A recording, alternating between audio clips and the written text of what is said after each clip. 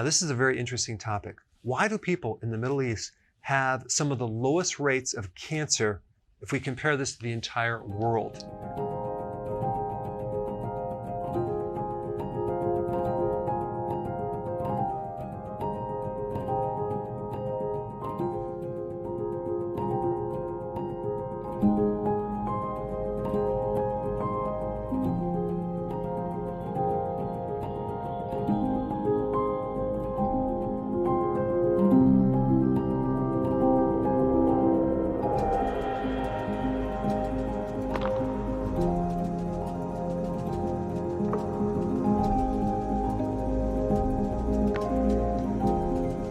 Now, if we take the average of how many people get cancer in the entire world, it's 198 people out of every 100,000 people get cancer.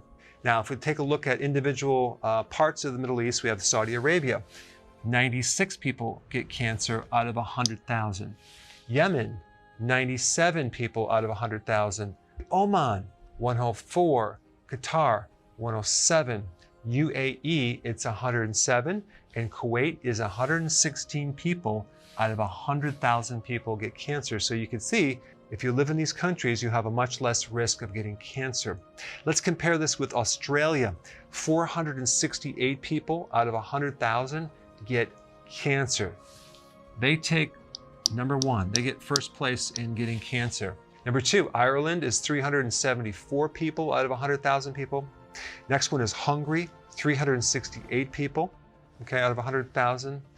And then United States, 352 people out of 100,000 people develop cancer.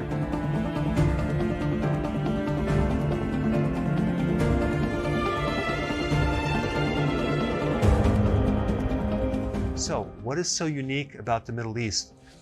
Well, number one, fasting, Ramadan. Now, Ramadan is a religious fast that extends over the course of 1 month. Now, that 1 month is just 1 month out of the entire year.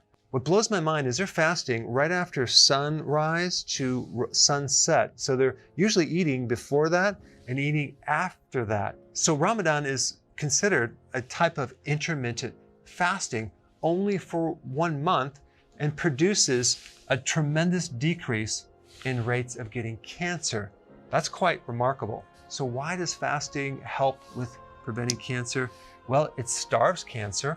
Do you realize there's between 10 and 50 times more insulin receptors in a cancer cell versus a normal cell? What does that mean?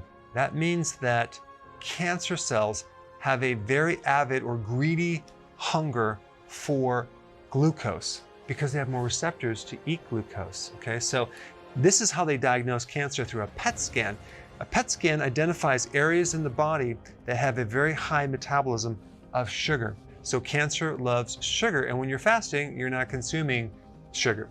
All right, number two, autophagy. Fasting stimulates autophagy, which is a condition that helps to recycle old damaged proteins. It helps to recycle old damaged things like damaged mitochondria.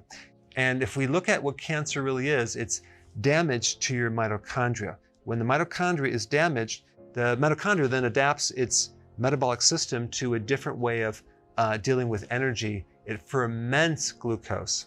When you fast, you kick in this autophagy and you're recycling damaged mitochondria, which is going to decrease your risk for cancer.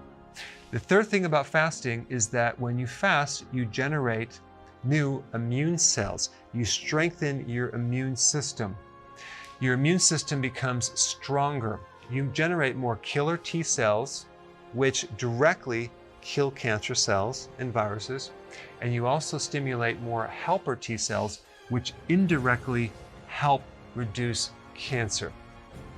All right, next point about fasting. It's one of the best things to get rid of inflammation.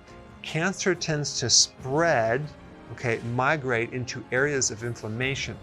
So fasting is one of the most potent anti-inflammatories. So it's going to reduce the risk of cancer being spread. Also, when you fast, you increase the antioxidant networks of the body. So these things that actually protect you against free radical damage, like in the mitochondria, are improved or enhanced when you fast. So that's going to decrease the risk of getting cancer right off the bat. Fasting is one of the oldest therapies. Even Hippocrates mentioned fasting quite extensively, and he had an interesting quote: "But to eat when sick is to feed the illness." Okay, so when you're ill, you don't want to eat very frequently. And he was considered like the foundational father of medicine.